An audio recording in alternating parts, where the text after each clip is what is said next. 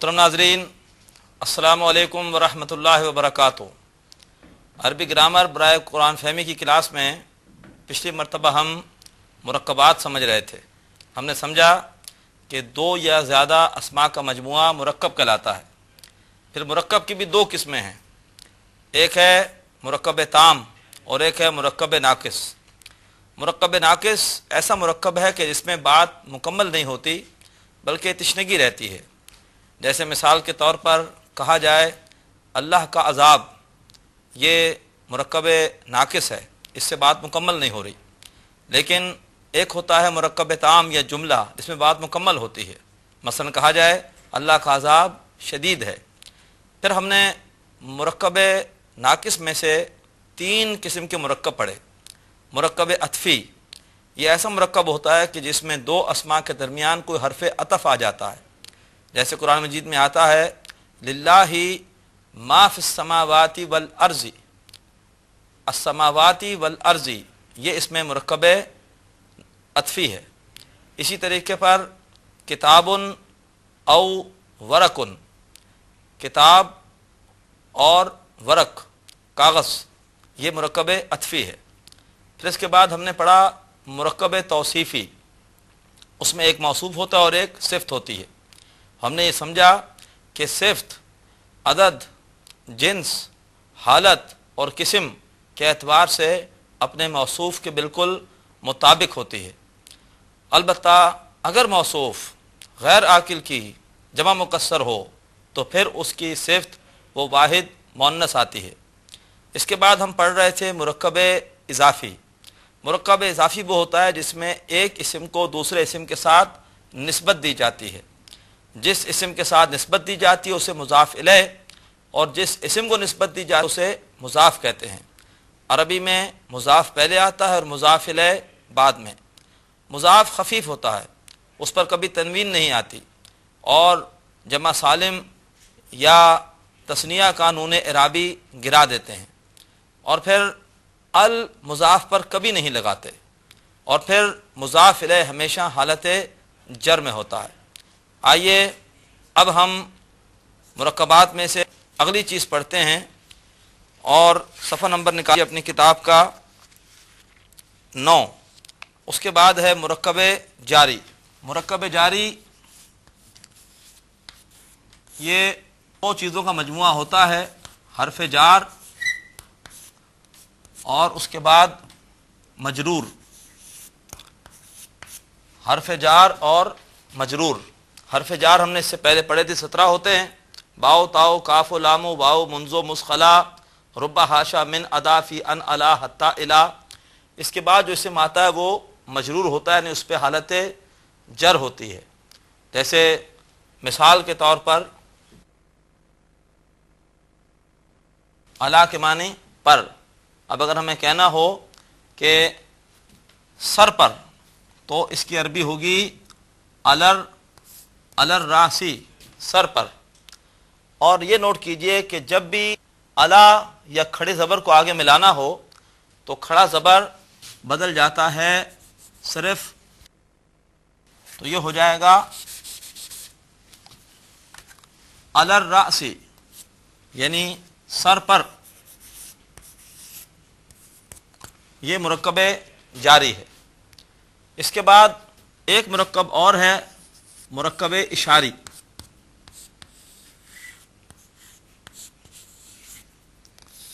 مرکب اشاری میں بھی دو چیزیں ہوتی ہیں، ایک ہوتا ہے اسم اشارہ،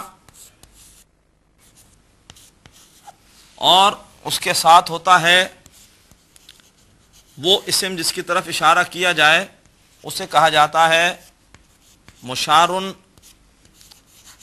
الیہ۔ مشار الیہ، جیسے مثال کے طور پر قرآن مجید کے بالکل شروع میں آتا ہے ذالک الکتاب، ذالک الکتاب، اس کا مطلب ہوگا وہ کتاب۔ ذالک اس میں اشارہ ہے، اور الکتاب یہ مشار الیہ ہے۔ مرکب اشاری کے بارے میں جو قواعد ہیں وہ کیا ہیں کہ نمبر 1، یہ جو مشار الیہ ہے اس پر ہمیشہ ال آئے گا، یہ ہمیشہ اس کے ساتھ ال ہوتا ہے، نمبر ایک۔ نمبر دو، اشارہ مشار الیہ کے مطابق ہوتا ہے، اگر یہ واحد تو یہ بھی واحد، یہ جمع تو یہ بھی جمع، یہ تثنیہ تو یہ بھی تثنیہ، یہ مذکر تو یہ بھی مذکر، یہ مؤنث تو یہ بھی مؤنث۔ اسی طریقے پر جو ایک استثناء ہمیشہ ہوتا ہے، وہ اس سے پہلے مرکب توصیف میں بھی پڑھا کہ اگر مشار الیہ غیر عاقل کی جمع مکسر ہو تو پھر اشارہ واحد مؤنث کا آتا ہے۔ مثال کے طور پر اگر یہ کہنا ہو کہ یہ سب کتابیں، یہ سب کتابیں، اب دیکھیے کتاب کی جمع ہوتی ہے کتب، اور کتب غیر عاقل کی جمع مکسر ہے، تو اس کے لیے ہم لکھیں گے واحد مؤنث کا اشارہ لگائیں گے، ہاذہی، ہاذہل، ہاذہل کتب۔ اب نوٹ کیجئے کہ یہاں پر کتب پر ایک تو ال ہے، یہ مرکب اشاری کا پہلا قاعدہ ہے کہ مشار الیہ پر ال ہوتا ہے، اور چونکہ یہ غیر عاقل کی جمع مکسر ہے لہذا اس کا اشارہ واحد مؤنث آیا ہے۔ غیر عاقل بتایا تھا آپ کو کہ انسان، جنات اور فرشتوں کے علاوہ تمام مخلوقات غیر عاقل ہیں۔ یہاں بھی نوٹ کیجئے کہ جس طرح اس سے پہلے بتایا گیا تھا کہ ویسے یہاں پہ کھڑا زبر ہوتا ہے الا، ملانے کے لیے زبر آ جاتا ہے، یہ کھڑا زیر ہے، جب بھی ملائیں گے تو ملانے کے لیے کھڑی زیر بھی زیر میں تبدیل ہو جاتی ہے، تو یہ ہو جائے گا ہاذہل کتب، ہاذہل کتب، یہ کتابیں۔ بہرحال یہاں پہ ہم نے صرف ایک تعارف حاصل کر لیا ہے ان مرکبات ناقص کا، مزید انشاءاللہ ہم ان کو اس وقت سمجھیں گے جب کہ ہم قرآن مجید کا ترجمہ کر رہے ہوں گے۔ اب اس کے بعد آئیے ہم سمجھتے ہیں مرکب کی دوسری بڑی قسم یعنی مرکب تام کو۔ اب تک ہم نے جتنے مرکبات پڑھے یہ مرکبات ناقص تھے، اب آئیے مرکب تام۔ مرکب تام جملہ، اس کی صرف دو ہی قسمیں ہیں، ایک ہے جملہ فعلیہ،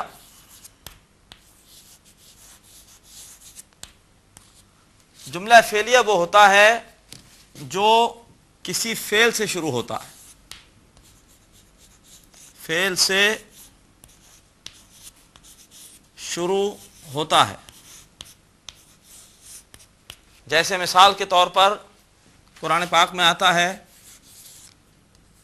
قتل، قتل داؤد جالوت، قتل کیا داؤد علیہ السلام نے جالوت کو، تو یہ جملہ اسمیہ ہے، کیوں؟ اس لیے کہ اس کا آغاز فعل سے ہو رہا ہے۔ ضرب اللہ مثلا، ضرب اللہ مثلا، بیان کی اللہ نے مثال، تو ضربہ چونکہ ایک فعل ہے اس لیے ہم اس کو جملہ فعلیہ کہیں گے۔ جملہ اسمیہ، جملہ اسمیہ یہ ہوتا ہے وہ جو کہ اسم سے شروع ہوتا ہے، اسم سے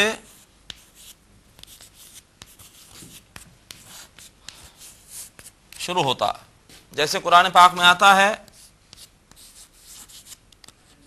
اللہ خالق،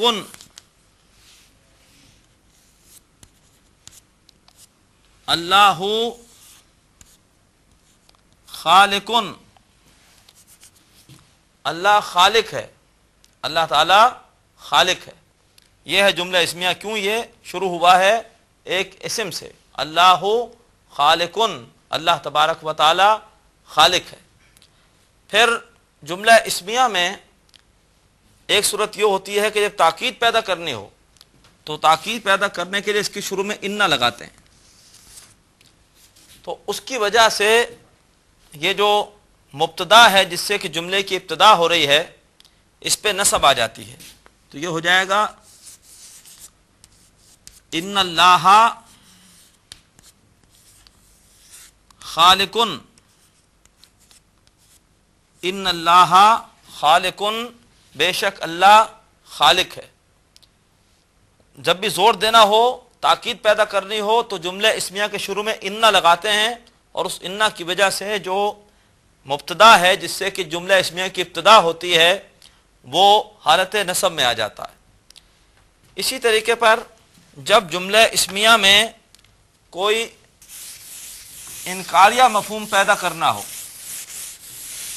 جیسے کہنا ہو کہ اللہ غافل نہیں ہے، تو جملہ اسمیہ میں انکاریہ اسلوب پیدا کرنے کے لیے شروع میں ما لگا دیتے ہیں۔ مَاللَّهُ، اور ما کی وجہ سے خبر آ جاتی ہے حالت نصب میں، تو مَاللَّهُ غافلاً۔ نوٹ کیجئے کہ جملہ اسمیہ میں ایک ہوتا ہے مبتدا، ایک ہوتی ہے خبر۔ اللہ مبتدا ہے، اس سے جملے کی ابتدا ہو رہی ہے، اور اللہ کے بارے میں خبر کیا ہے؟ خالقن، کہ وہ خالق ہے۔ تو انا کا اثر پڑتا ہے مبتدا پر، اور ما کا اثر پڑتا ہے خبر پر۔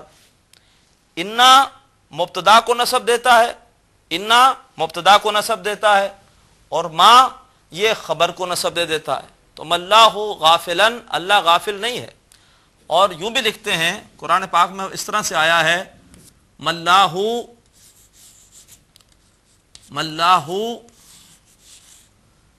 بغافل، خبر کے ساتھ حرف جار با لگا دیا تو اس کی وجہ سے خبر مجرور ہو گئی۔ مَاللَّهُ بغافل، اللہ غافل نہیں ہے۔ بعض اوقات ما کے بجائے لیسا لگا دیا جاتا ہے، اس کا مفہوم بھی بالکل یہی ہے۔ لیسا، لیسا کا مطلب بھی یہی ہوتا ہے نہیں۔ لیسا، لیس اللہ غافلاً، یا لیس اللہ بغافل، اللہ غافل نہیں ہے۔ یہاں پہ نوٹ کیجئے جملہ اسمیہ کے بارے میں بتایا کہ ایک ہوتا ہے مبتدا اور ایک ہوتی ہے خبر۔ خبر بھی ہمیشہ مبتدا کے مطابق ہوتی ہے۔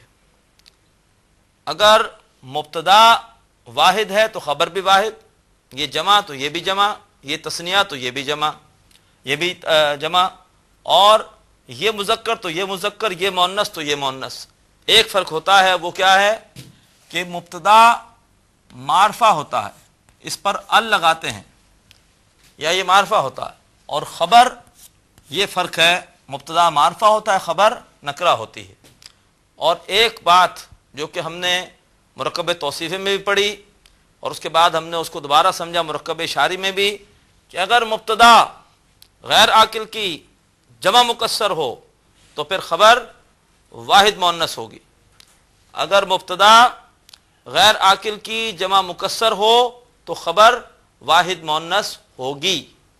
یہ ہم سے پہلے یہ اصول، یہ قاعدہ مرکب توصیفی میں بھی اور مرکب اشاری میں بھی پڑھ چکے ہیں۔ اب اس کے بعد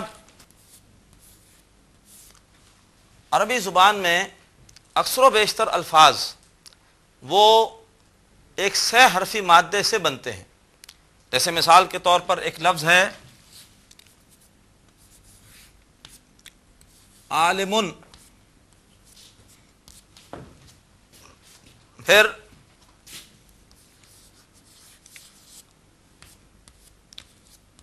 معلوم، پھر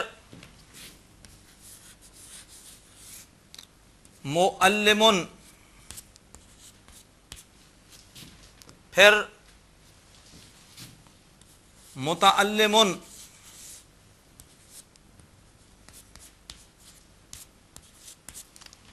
اب آپ ان چار اگر اسما پر غور کریں، عالم، معلوم، معلم، متعلم، تو آپ کہیں گے کہ یہ چاروں جو اسم ہیں ان سب میں ایک مادہ کامن ہے، اور وہ ہے عین، لام اور میم۔ یہ سب کے سب جو بنے ہیں اس سہ حرفی مادے سے بنے ہیں، عین، لام، میم سے۔ اسی سے عالم، اسی سے معلوم، اسی سے معلم، اسی سے متعلم. تو ہم کہیں گے کہ ان اسماء کا مادہ عین لام میم ہے.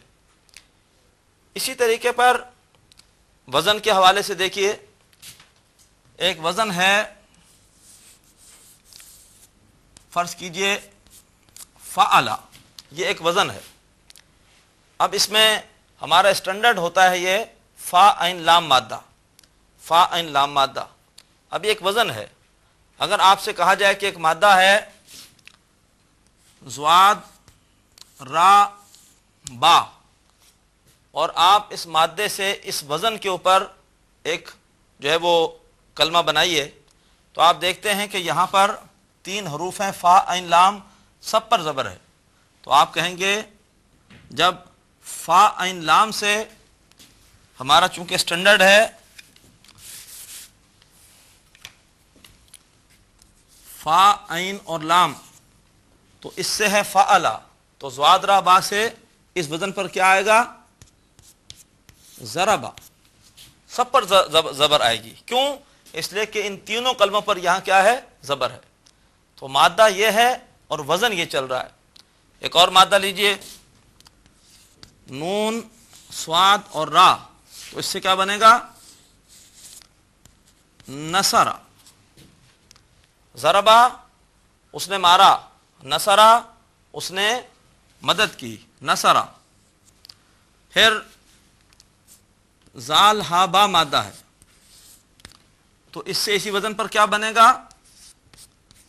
آپ خود بتائیں گے کہ ذہبا، ذہبا. تو مادہ یہ ہے اور وزن یہ چل رہا ہے. اچھا، اب آئیے ایک اور مثال لیتے ہیں. اب ہمارے پاس فرض کیجئے کہ اسی فا عین لام سے ایک وزن بنتا ہے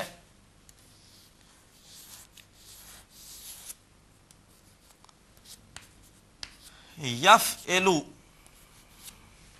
یفعلو. اب یہاں پہ آپ نوٹ کیجئے کہ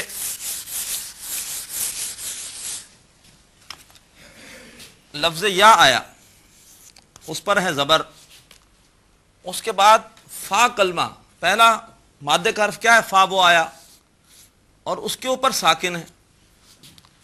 پھر عین کلمہ وہ آیا، اس کے اوپر کیا ہے؟ زیر ہے. اور پھر لام کلمہ آیا، اس کے اوپر پیش ہے. یعنی یا تو کہلائے گی وزن کی، اور جو مادے کے 3 حروف ہیں ان میں سے پہلا ساکن ہے، دوسرے پر زیر ہے اور اس کے اوپر پیش ہے. اب آپ اسی طریقے پر بنائیے. مثال کے طور پر میں آپ کو مادہ دے رہا ہوں ضاد را با، اور یفعلو کا وزن بنائیے. اب آپ کہیں گے کہ یا تو ایسی کیسی آ جائے گی، اور فا کلمے کی جگہ یہاں پر ضاد ہے، وہاں پہلا حرف فا ہے، یہاں ضاد ہے، تو یہ ہو جائے گا یز، اس لیے کہ اس پر ساکن ہے. دوسرے پر یہاں زیر ہے، دوسرے کلمے پر یہاں زیر ہے، تو ہم بھی را پر زیر دیں گے، یز ری. اور آخری پر وہاں لام کلمے پر پیش ہے، ہمارا لام کلمہ با ہے، ہمارا فا کلمہ ضاد ہے، عین کلمہ را ہے، لام کلمہ با ہے. وہاں فا کلمے پر تو ہم نے بھی اپنے فا کلمے پر ساکن لگا دی، وہاں عین کلمے پر زیر تو ہم نے بھی اپنے عین کلمے پر زیر دے دی، وہاں لام کلمے پر پیش تو ہم نے اپنے لام کلمے پر بھی پیش دے دی. تو یہ ہو گیا یز ریبو. تو یہ ہوتا ہے مادہ اور وزن. اسی طریقے پر ایک مثال اور لے لیجئے، ہا سین با. تو اب یہاں ہو جائے گا، دیکھیے، یا سبو، یا سبو، وہی ساکن، زیر اور پیش. الحمدللہ کہ آج ہم نے مادہ اور وزن اس کے حوالے سے کچھ تفصیلات کو سمجھنے کا آغاز کیا. انشاءاللہ آئندہ کلاس میں ہم مزید تفصیل کے ساتھ مادے اور وزن کو سمجھیں گے. اللہ تبارک و تعالی قرآن فہمی کے لیے ہماری اس کوشش کو آسان فرمائے. آج ہم اسی پر اکتفا کر رہے ہیں.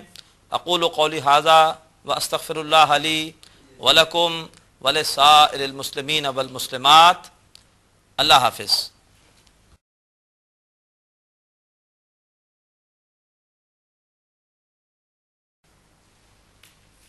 ناظرین، ابھی آپ نے پروگرام عربی گرامر برائے قرآن فہمی کا لیکچر نمبر 6 ملاحظہ فرمایا۔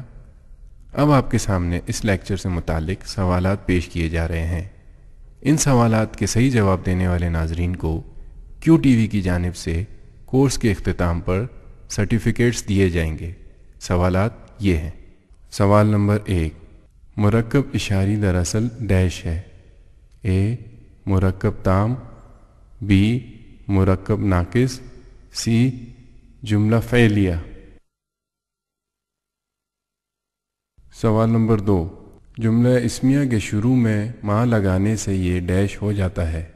اے تاکیدیہ، بی نافیہ، سی مکمل۔ سوال نمبر 3، عربی زبان میں ایک مادہ سے کئی ڈیش بنائے جا سکتے ہیں؟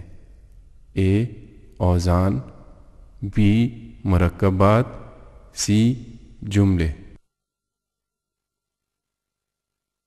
سوال نمبر 4، تنکیرن کا مادہ ہے ڈیش؟ اے کاف یہ را، بی تا نون کاف، سی نون کاف را۔